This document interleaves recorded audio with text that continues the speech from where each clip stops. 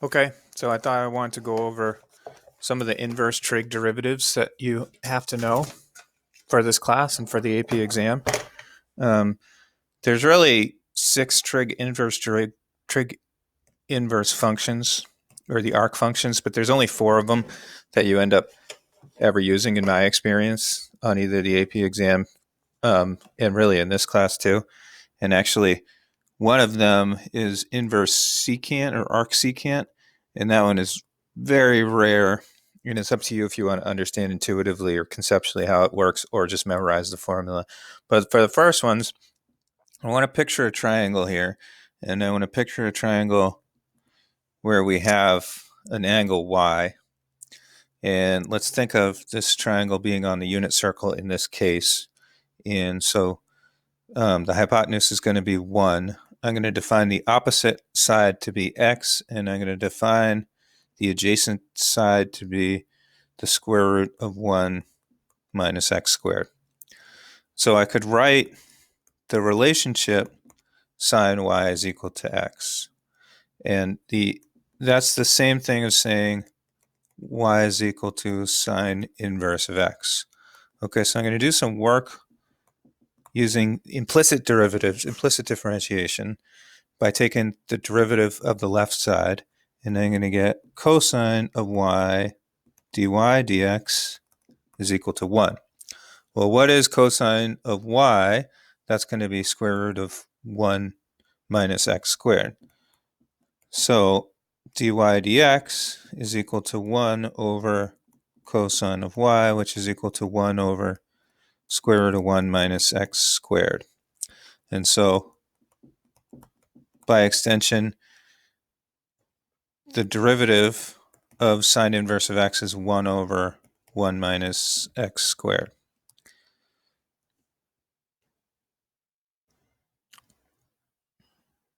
If let's say I start to find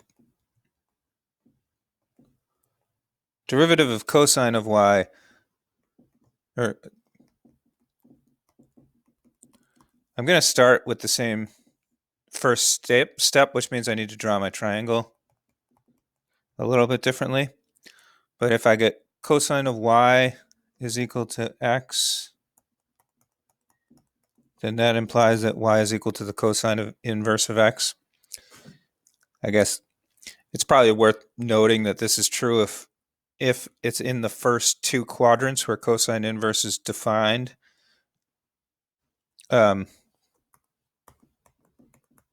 If I take the derivative of this, I get negative sine y dy dx is equal to 1.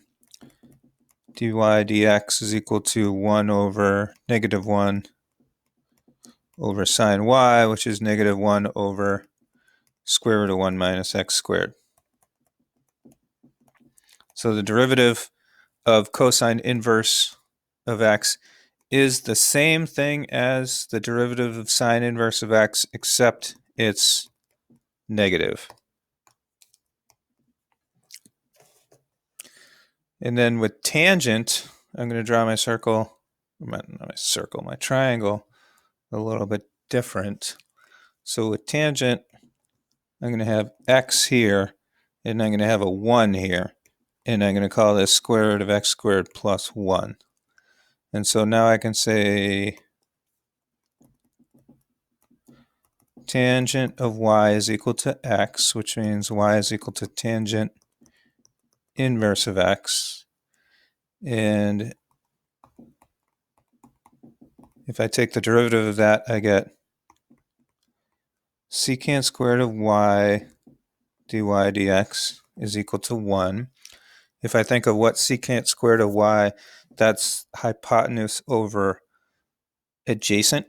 So this is going to be the square root of x squared plus 1 over 1 squared,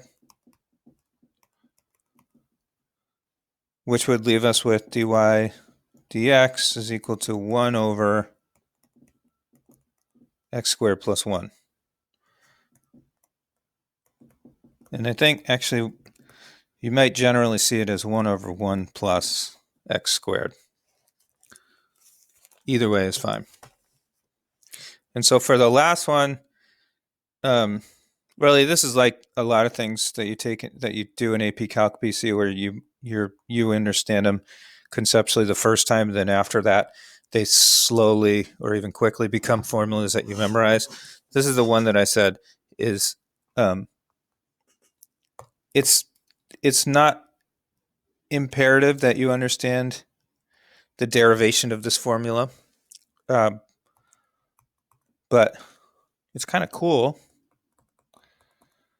I'm going to draw my triangle like this. I'm going to say this is y. So secant of y is equal to x. If I take the derivative of both sides, I get secant of y tangent of y dy dx is equal to 1. Okay, what's secant of y? Well, secant of y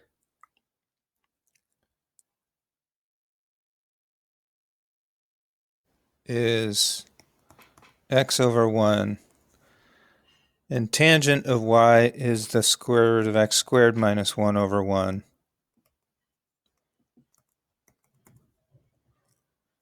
So what you would get is dy dx is equal to 1 over x square root of x squared minus 1.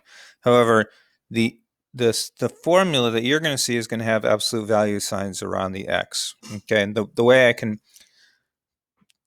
explain that is, number one, these triangles we're using as a reference, but we're not taking into account which quadrant the triangle is in and how the inverse trig function is defined in that quadrant.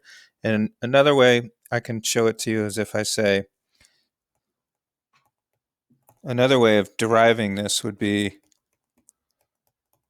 the derivative of secant inverse of x would be the same thing as the derivative of cosine inverse of 1 over x. And what was the derivative of cosine of inverse of x? It was negative 1 over square root of 1 minus x squared. So this would be negative 1 over square root of 1 minus 1 over x. It was not squared. It was just...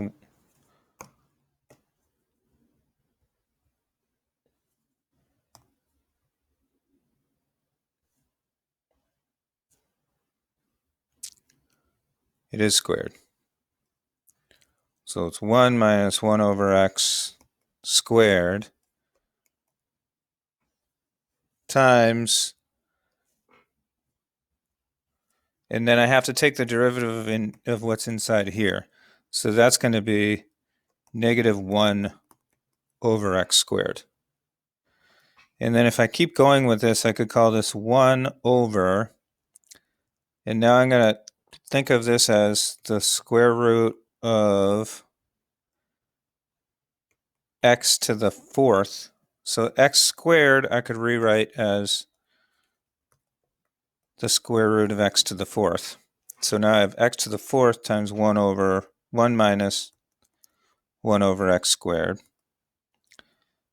which is 1 over square root of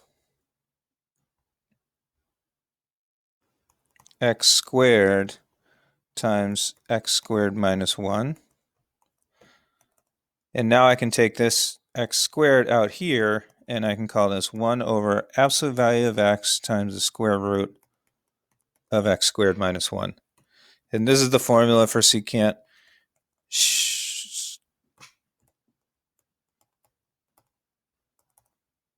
If y is equal to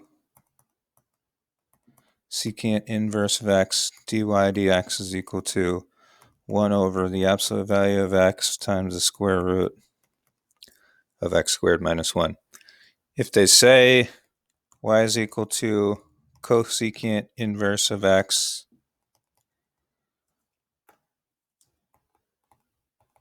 I believe that you just add the negative to it. But like I said, you never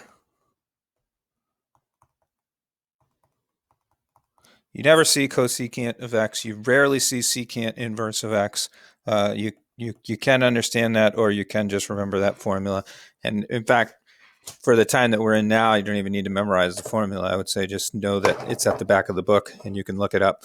And also know that you have to use the chain rule. So if I'm taking the derivative of secant inverse of 3x, you have to take the derivative of what's inside also.